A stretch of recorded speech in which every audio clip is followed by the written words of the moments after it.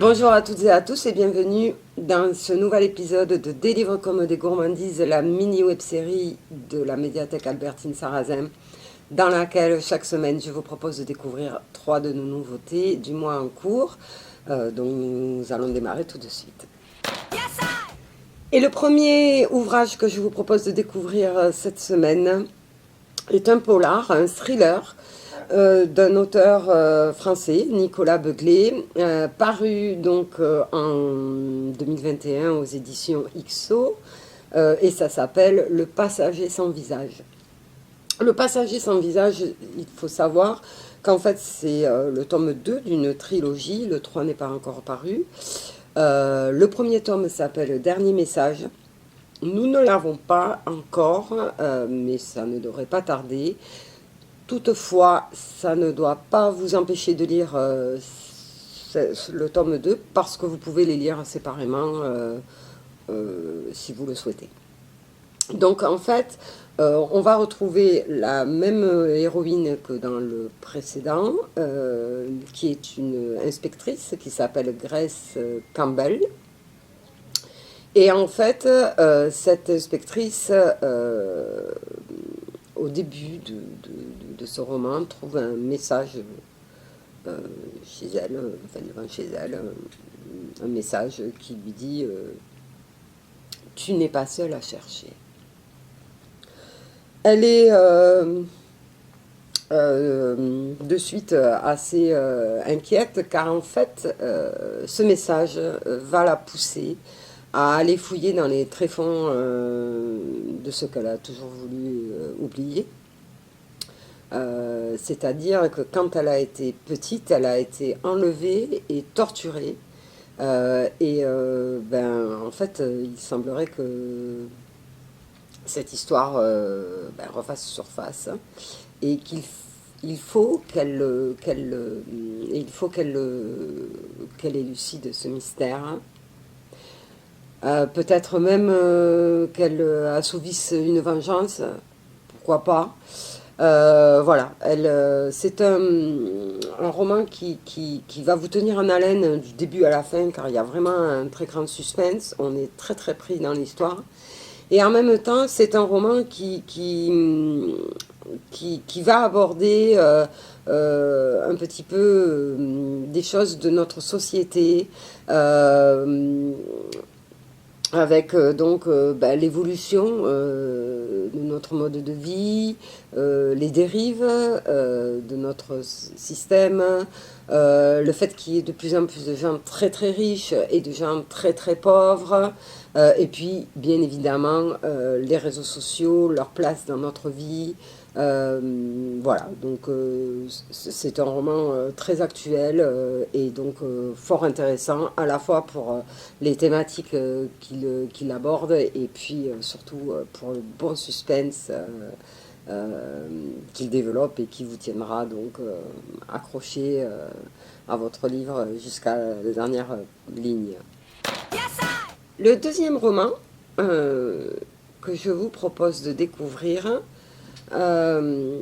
est un roman d'Afrique du Sud. Alors, à noter ce mois-ci, dans nos nouveautés, nous en avons deux romans d'Afrique du Sud. Je ne vous en présenterai qu'un seul pendant ces vidéos, mais sachez que vous pouvez aussi découvrir à la médiathèque un deuxième. Ce roman s'appelle Comme si j'étais née de toi. Il est écrit par une auteure, une autrice de Sud-Afrique, Susan Newham Blake, et il est paru aux éditions La Belle Étoile en 2021. Donc en fait, d'entrée, on se situe dans une Afrique du Sud encore en proie à l'apartheid. En fait, au départ, on a un personnage, Anna, qui est psychologue, célibataire, voilà, elle gagne bien sa vie, elle a une vie, voilà, et elle travaille dans un service psychologique communautaire et également elle a une clientèle privée, voilà. Et par ailleurs, une fois par semaine, elle assure une permanence dans une école privée. Voilà, et donc elle reçoit les élèves. Et là, en fait, on l'appelle pour une jeune fille hein, qui s'appelle Zouri. Alors, il faut savoir que Zouri, en Swahili, ça veut dire belle. Et Zouri a 13 ans. C'est une enfant noire, mais qui a été adoptée par Hélène, qui, elle, est blanche. En fait, Hélène a été longtemps essayé d'avoir un enfant avec son mari, sans jamais y arriver. Et donc, en fait, son mari, pour cette raison, l'a abandonnée, est parti. Et ben, elle a accepté d'adopter cet enfant noir. Assez facile, en fait, l'adoption est assez facile quand on est blanche. Enfin, à l'époque, pendant l'apartheid, quand on était blanc, on pouvait assez facilement adopter un enfant noir. Non pas qu'elle s'y soit mal pris avec cet enfant, elle a essayé de lui rendre, de lui donner du bonheur, de l'élever comme elle pouvait, mais manifestement elle a dû rater quelque chose parce qu'en fait Zouri attire l'attention de notre psychologue à un moment donné de sa vie parce qu'elle ça donne à la scarification. Et quand Anna va rencontrer Zouri, ça va créer une espèce de choc entre ces deux personnes. Et en fait, Zouri, en cherchant, en creusant un petit peu, il se trouve que Zouri ne se reconnaît pas dans sa famille. Donc elle est noire, sa mère est blanche, son entourage est blanc. Et en fait, elle n'arrive pas à fabriquer sa propre identité parce que tous les repères autour d'elle ne sont pas les repères, des repères qu'elle reconnaît comme siens. Et donc, ben, la rencontre avec Anna donc, va être, comme je l'ai dit, assez percutante. Et surtout parce que, ben, du coup, ça va faire ressurgir chez Anna énormément de choses de sa vie, de son enfance, des blessures qui n'ont jamais été fermées en fait. Et donc voilà, on va retrouver ces deux destins, ces deux personnes pétries de blessures et de douleurs et essayer de voir comment elles peuvent arriver à composer avec ça. Voilà. Un très très beau roman. Très juste. Oui, il n'y a pas d'excès, c'est tout en finesse. Voilà, les choses sont dites comme elles doivent être dites. Bon, ben, ça aborde quand même la question de ces enfants qui ont été quelque peu déracinés de leur entourage pour être transposés dans une autre culture, une autre vie. Voilà, donc c'est pas facile. Ben, voilà, ce livre nous en parle. Et notre dernier ouvrage pour aujourd'hui, c'est mon coup de cœur de ce mois-ci. C'est une bande dessinée. Donc c'est pas récent. C'est paru en 2013 chez Vent d'Ouest.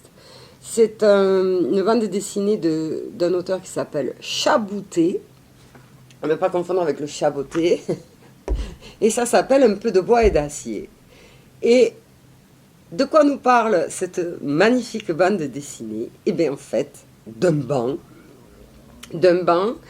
qui se trouve placé sous un arbre dans un parc. Eh bien, en fait, on a l'impression qu'il ne va rien se passer, mais il se passe des tas de choses.